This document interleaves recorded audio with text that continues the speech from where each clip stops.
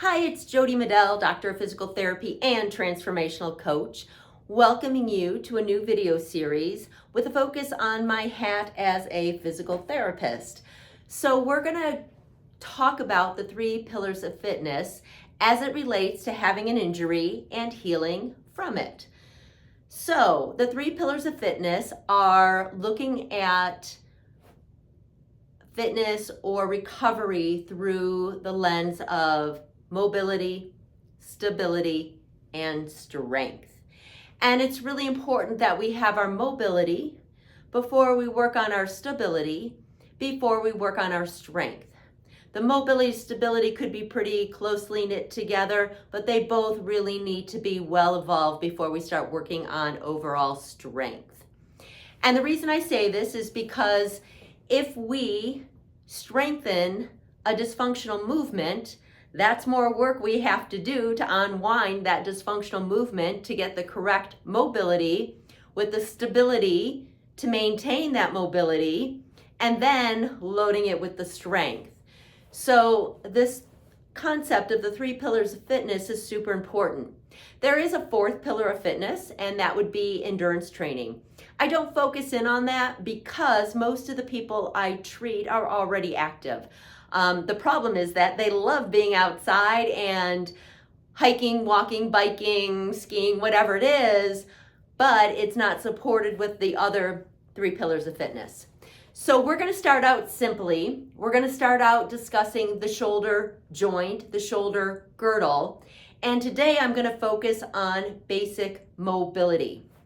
And just note that this could be too simple for you because I'm going to start from passive range of motion, meaning you're injured, you can't move that arm, and so we've got to start out from the basics of passive range of motion, meaning your muscles aren't doing the work, you're having something else assist you so that you can get that arm to move.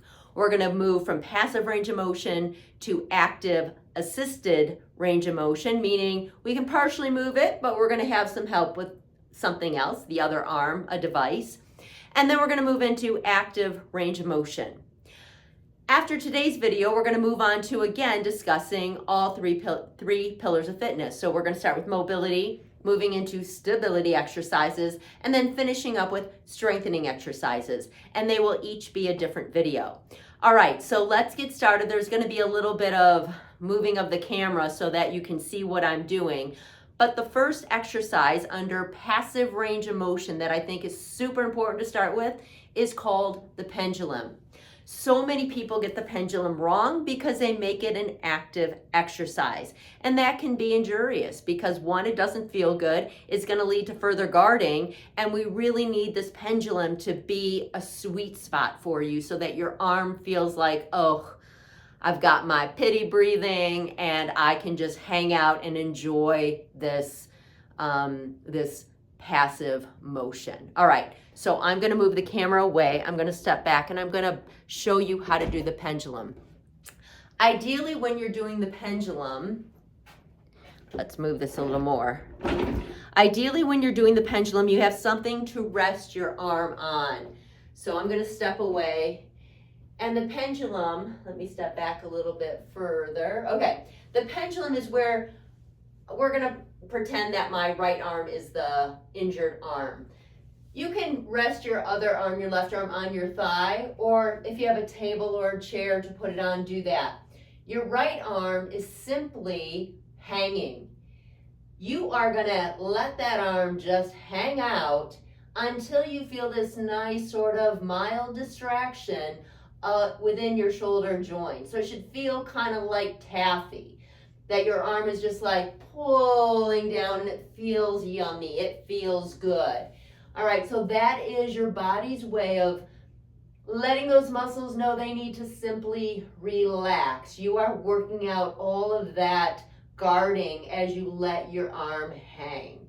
This could take a couple minutes, but you're just feeling into what that is, that sensation is when your arm is simply allowed to hang. Once you feel that, and again, it should feel yummy. If it's not feeling yummy, you probably are still guarding. you're going to move your hips. By moving your hips, it's going to let your arms sway side to side depending on how you're moving your hips. You may make a circle. It may go forward and back. But again, you're not physically going forward, back, side, circles with your muscles.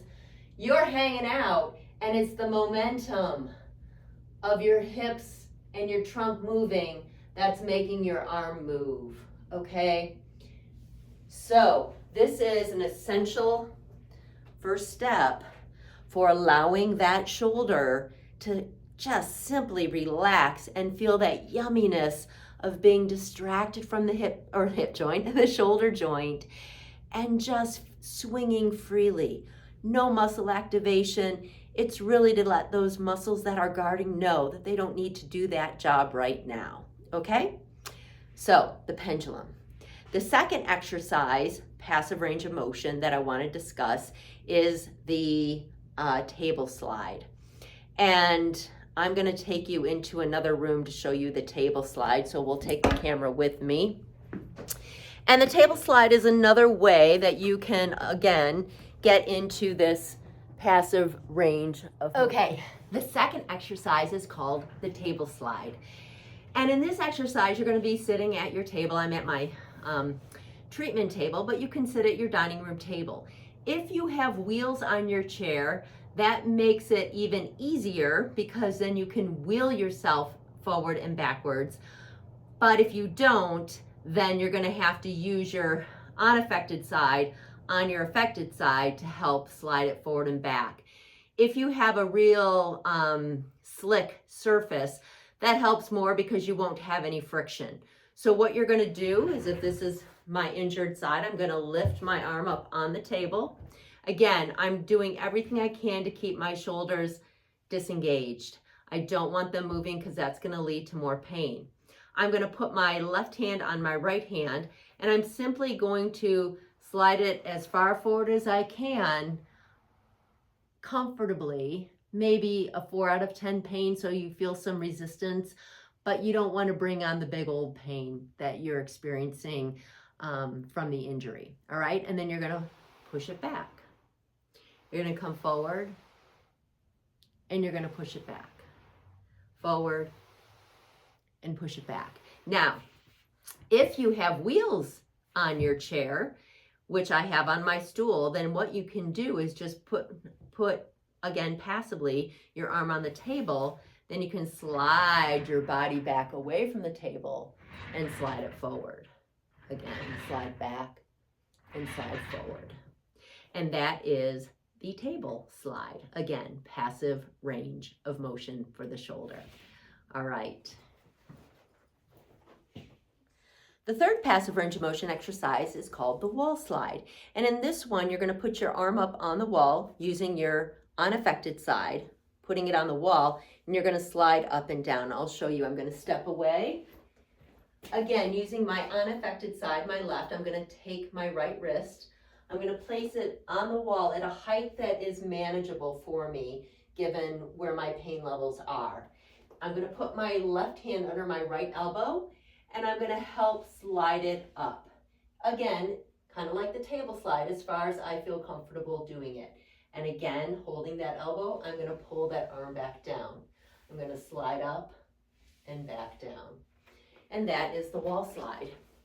In all of these exercises for passive range of motion, I want you to do them. Well, the pendulum, there is no rep number for that. That's just how long it takes you to feel that yumminess of your arm just hanging, and how long you feel you can handle the motion that you create through your hips and trunk to move that arm. And as long as it feels good, keep doing it. Could be 5 minutes. The other exercises, my magic number is 30. So you can do 30 in a row. You can do it as 3 sets of 10. But I think 30 is a good number to do. And I think our bodies understand consistency more than it understands total number. And so I think it's important that you do these exercises daily versus 2 to 3 times a day and then, oops, don't have enough time, can't do it. I want you to get into a consistent rhythm daily so your body looks forward to these movements. All right, the next level of movement is called active assisted range of motion. And so if you take the table slide and you do 50% movement with your unaffected side and 50% of your affected side, that would be active assisted. Okay, so you're kind of doing part of the work with your affected side and part of the work is done with the other side. So you're supporting the movement as much as you need that support. And in the wall slide, same thing. Active assisted range of motion is where you allow the affected side to do some of the work, but you're always there to help guide that movement with the other arm so that you're not fully loading your affected side yet. The last active assisted range of motion exercise I want to show you is by using the PVC, or you can use a wand or some sort of stick that you have at home. It could actually be a ski pole or your broomstick.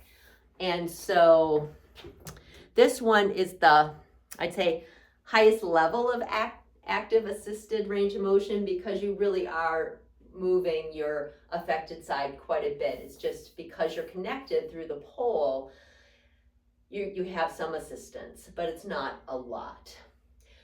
The way I want you to use a pole is you're going to rest it, and you're going to rest it somewhere between your belly button and your pubic symphysis.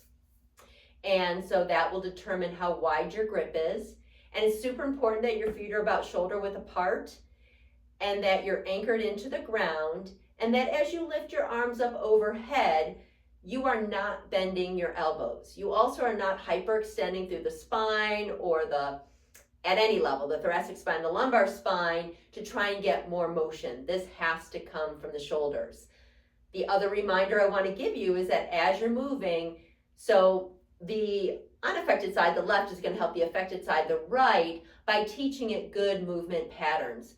It's very typical as we begin to move that we move our scapula. In lieu of elevation, because it's not comfortable, we'll get some of that by moving through our scapula. So look in the mirror, make sure your scapula stay down together in the back as you lift this up and over. And then the final thing I want you to note is that your elbows are straight, straight, straight. You're only going to go up as high as you can, keeping those elbows straight, straight, straight. As soon as you start to bend, you got to come off until you are able to achieve the range of motion with straight elbows. So you're going to go up and over and come back. You should feel a nice stretch through your chest, and you should feel those shoulder blades engaged together down in the back. Good. And your spine stays solid. It's not adjusting to give you more range of motion. And again, the magic number on this is 30. Again, you can break it down 3 sets of 10 or 30 in a row, but it's a great warm up just to do. And eventually you may be able to take it all the way over. But the goal is really to have symmetry side to side. Let your unaffected side teach the affected side how to move through a good normal range of motion into elevation or movement overhead flexion. Okay, so that is active assisted range of motion. And then finally, active range of motion. Active range of motion is you simply moving your arm through space. So up, out to the side, into external rotation, internal rotation. You can do coupled movements. You can take it into extension and internal rotation, flexion and external rotation to get the full range of motion. You can make circles, anything that you need that will take you through your full range of motion. All right, great job today. And in the next video, we're going to move on to some stability exercises. And the stability exercises are going to be aimed at the shoulder girdle itself, because it's the shoulder girdle that stabilizes our shoulder area so that our shoulder joint can move and be loaded with strengthening exercises later. Okay, have a great day. Oh, one more note. If you like this video, please subscribe and do a thumbs up. And I will see you next week with a new video. Have a great day. Bye.